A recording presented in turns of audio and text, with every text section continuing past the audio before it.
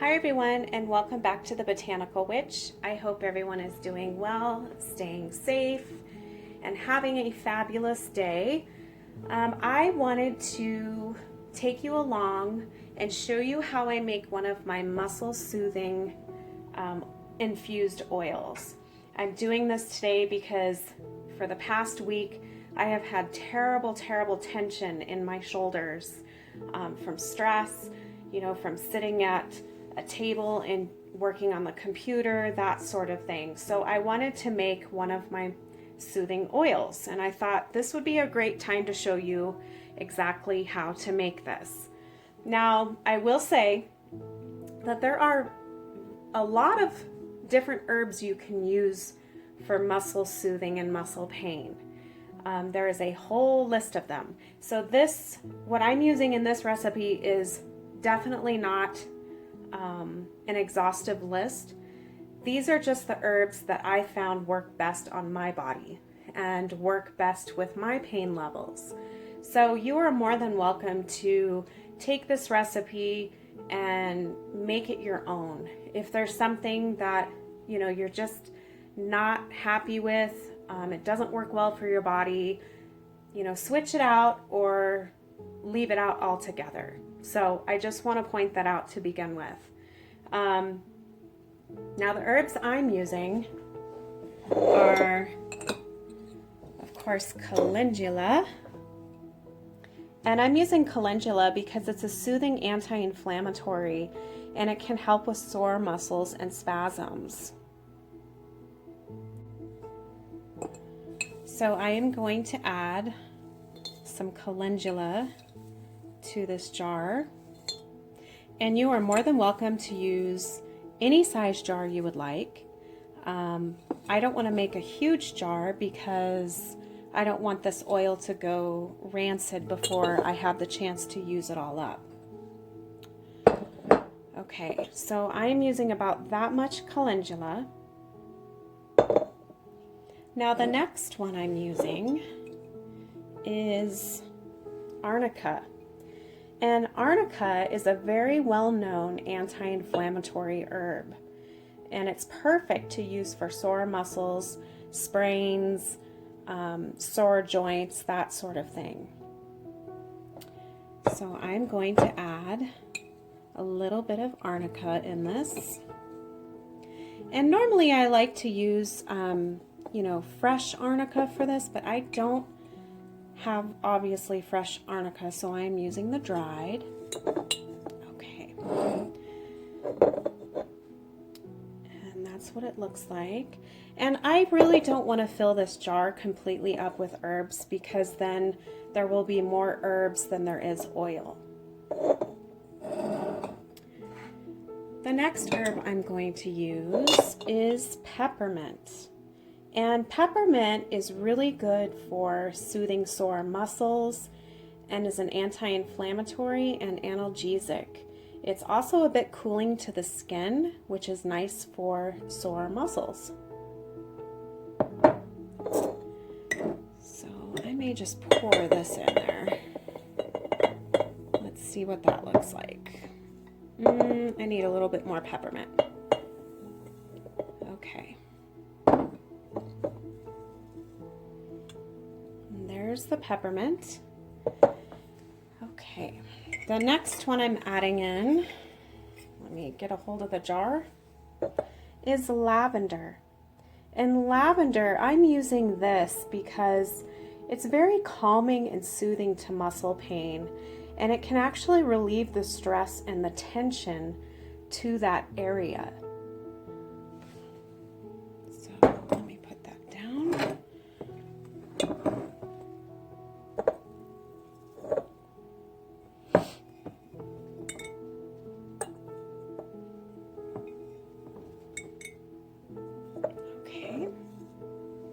So there's the lavender.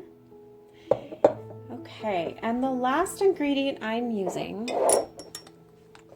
is cayenne pepper. And cayenne pepper has been used for centuries to soothe sore muscles and joints, that sort of thing. And when it's used topically, it actually helps to reduce the pain from sore muscles and joints. It helps with bruising and can help with some nerve pain as well. So the only thing that I would suggest when using cayenne pepper in any infused oil or salve, anything that you're going to use topically, I would avoid using it on open wounds of any kind, because obviously when you put something hot on it, it's going to burn very, very badly, and you don't want that getting inside of your wound. Cayenne pepper, it brings heat to the area where it's applied. So when you do apply it to your skin, it will give you a bit of a warming and burning sensation. It's not overly burning, but it is noticeable. So I recommend doing a skin test with this oil. Just putting a little bit, on your hand, maybe right here, and seeing how your body reacts to it, because everybody's body reacts differently to it. And the last thing is, after applying this oil, or if you use this in a salve, you want to avoid getting it into your mucous membrane areas. So like your eyes and your mouth and your nose, that sort of thing, because it will burn and make you very, very uncomfortable. So I am not going to use that much cayenne pepper. I am going to use about a teaspoon and a half. So that's what it looks like. So the next step is putting your oil in the jar. I personally like to use olive oil. I feel like olive oil lasts a long time. It's not overly oily where it won't soak into the skin, and it does have some skin benefits to it. But you are more than welcome to use any other oil that you prefer. I would just steer clear of any vegetable oils, but another good oil to use is fractionated coconut oil. You could also use jojoba oil, grapeseed oil, almond oil, any type of oil that you can find. So the next step is just pouring your oil over your herbs until they are completely covered.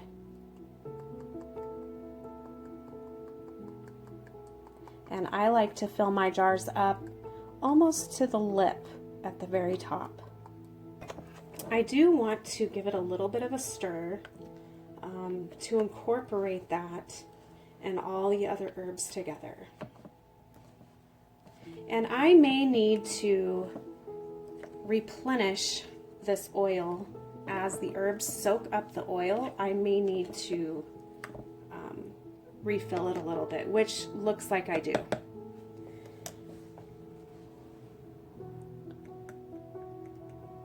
Okay.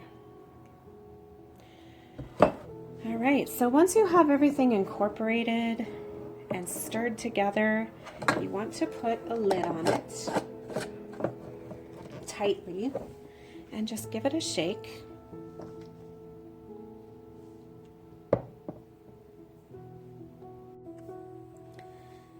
And this is what the finished product looks like. You may need to add more oil. As I said, the herbs tend to soak up the oil, so you can just keep an eye on it. See if all the herbs are, incorporated and saturated with the oil. So what you're going to do next is you're going to leave it to infuse for at least 4 weeks. There are other ways to infuse oils faster. You can put it on the stove top for an hour or 2 on low heat. You can even use this in a slow cooker. You would just put all your ingredients into the slow cooker, minus the jar, of course, and leave it on, low for 5-6 hours. But like I said before, I tend to do things the folk way, the folk method, and I feel that solar infusions are better for me. So I will keep this probably on my windowsill on sunny days for 4 weeks. I will every day shake it up and incorporate all the herbs together. I will add more oil if I need to add more oil. And after that 4 weeks, I'm going to strain it out and rebottle it. Then I can use it for a lot of things. I can infuse it. So now that you've made your oil, what exactly can you use this oil for? Well, after you strain it, you can rebottle this and you can rub it onto your sore muscles, joints, sprains, anything like that, as is. Or you can incorporate a little bit of beeswax and make some salves out of it, which is really nice as well. Those are the 2 ways that I recommend using this particular muscle soothing oil. So I hope you guys enjoyed this video. I hope it's helpful. If you decide to try it out, let me know. I'd be curious to know how this works out for you. And until next time, I hope you guys have a magical day.